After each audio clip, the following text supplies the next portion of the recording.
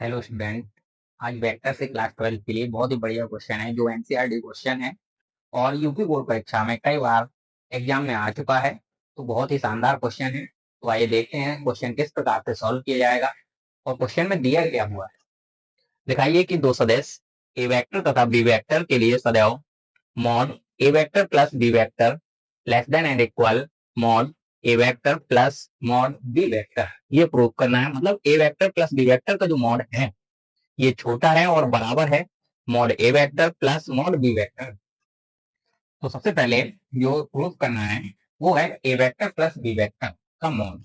तो सबसे पहले एलएचएस में दिया हुआ है मॉड ए वेक्टर प्लस बी वेक्टर। इसका करना है वर्ग। तो लिखेंगे वर्ग करने पर तो आ जाएगा मॉड ए वेक्टर प्लस बी वेक्टर का स्क्वायर इक्वल, इसका स्क्वायर सॉल्व करेंगे तो आएगा ए वेक्टर का स्क्वायर या मॉड लगा सकते हैं प्लस टू ए vector dot b vector plus इधर लिखेंगे बी वेक्टर का मॉड का स्क्वायर। जब यहाँ पर हम स्क्वायर लगाते हैं तो उसमें मॉड लगाया जा सकता है। तो मॉड स्क्वायर के साथ ही आ गया। तो यहाँ पर मॉड लगाना है तो मॉड लगाइए, नहीं लगाना है तो ए वेक्टर का स्क्वायर भी लिख सकते हैं या केवल इसको ए स्क्वायर से भी रिप्रेजेंट कर सकते हैं। जरूरी नहीं है यहाँ पर वेक्टर लगा, क्योंकि स्क्वायर करने से दिशा हट जाती है। क्योंकि ये स्क्वायर होने से प्लस में हो इस सदस्य या फिर माइनस में सदस्य हो, स्क्वायर करने से पॉजिटिव भी रहेगा, इसलिए दिशा का यहाँ पर कोई फर्क नहीं पड़ता क्योंकि स्क्वायर हो चुका है, इसलिए इसमें मॉड का प्रयोग कर सकते हैं। इसके बाद ए वेक्टर का मॉड का वर्ग यहाँ पर है प्लस टू ए वेक्टर डॉट बी वेक्टर। इसका फॉर्मूला पता होना चाहिए। A vector dot b vector का ये फॉर्मूला होता है a vector dot b vector equal mod a mod b cos theta. इसका ये फॉर्मूला होता है। तो ए डॉट बी के लिए फॉर्मूला अप्लाई करेंगे इधर ए वेक्टर का मॉड बी वेक्टर का मॉड साथ में रहेगा cos theta plus B vector के मॉड का स्क्वायर। ये हो गया इक्वेशन फर्स्ट सॉल्व हो गया। अब आरएचएस लेंगे। आरएचएस में है ए वेक्टर का मॉड प्लस बी वेक्टर का मॉड। इसका भी वर्ग करेंगे क्योंकि इसमें वर्ग किया हुआ है एलएचएस में, तो आरएचएस में भी वर्ग करना है।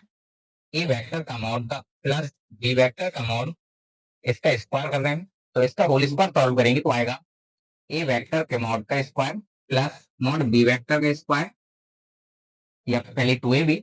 तो यहाँ लिखेंगे टू ए वेक्टर का मॉड बी वेक्टर का मॉड और साथ में प्लस बी स्क्वायर करना है, यानी कि मॉड बी वेक्टर का स्क्वायर। तो ये आएगा, ये तुम्हारा इक्वेशन सेकंड बन जाएगा। अब दोनों इक्वेशन से कंपेयर करेंगे तो ए वेक्टर के मॉड का स्क्वायर यहाँ पर भी है, यहाँ पर भी है। बी वेक्टर के मॉड का स्क्वायर दोनों में सेम है। यहाँ पर है टू ए वेक्टर का मॉड बी वेक्टर का मॉड, तो यहाँ पर भी है, साथ में इसमें cos थीटा और। तो यहाँ पर यदि cos थीटा को देखा जाए तो cos थीटा की वैल्यू यहाँ पर बताएंगे। cos थीटा की वैल्यू सबसे कम होती है -a और सबसे बड़ी वैल्यू होती है +a। तो यहाँ पर लिखेंगे इक्वेशन फर्स्ट एंड सेकंड से, इक्वेशन फर्स्ट एंड सेकंड से cos थीटा की वैल्यू यदि सबसे बड़ी वैल्यू जो होती है +1, तो +1 यदि यहाँ पर रखा जाएगा cos थीटा की जगह पर, cos थीटा की वैल्यू 1 रखेंगे तो दोनों इक्वल हो जाएंगे। cos थीटा इक्वल 1 जो सबसे अधिक होगा,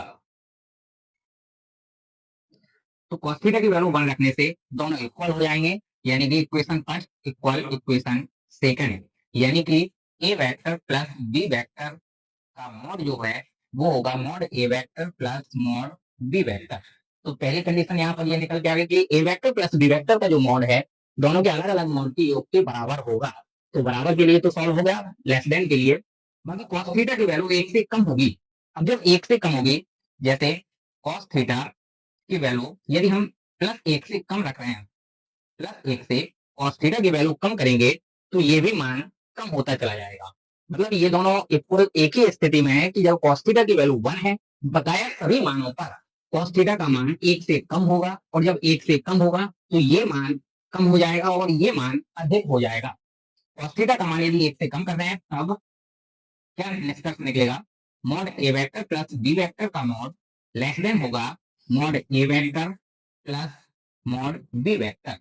इसलिए कह सकते हैं यहाँ पर a vector plus B vector less than and equal mod A vector plus mod B vector. जो प्रूफ करना था प्रूफ हो गया। केवल दो कंडीशन है यहाँ पर, cos थीटा इक्वल 1 रख रहे हैं तो इक्वल आएगा, cos थीटा की वैल्यू 1 से कम रख रहे हैं तो ये वैल्यू a प्लस बी का जो मॉड है वो कम रहेगा मॉड ए प्लस मॉड बी से। तो ये प्रूफ होता है। क्वेश्चन बहुत ही बढ़िया है और कई बार ये एग्जाम में यूपी बोर्ड परीक्षाओं में पूछा जा चुका है और एनसीईआरटी क्वेश्चन है, तो ये हो सकता है इस वर्ष भी यूपी बोर्ड परीक्षा में आ सकता है।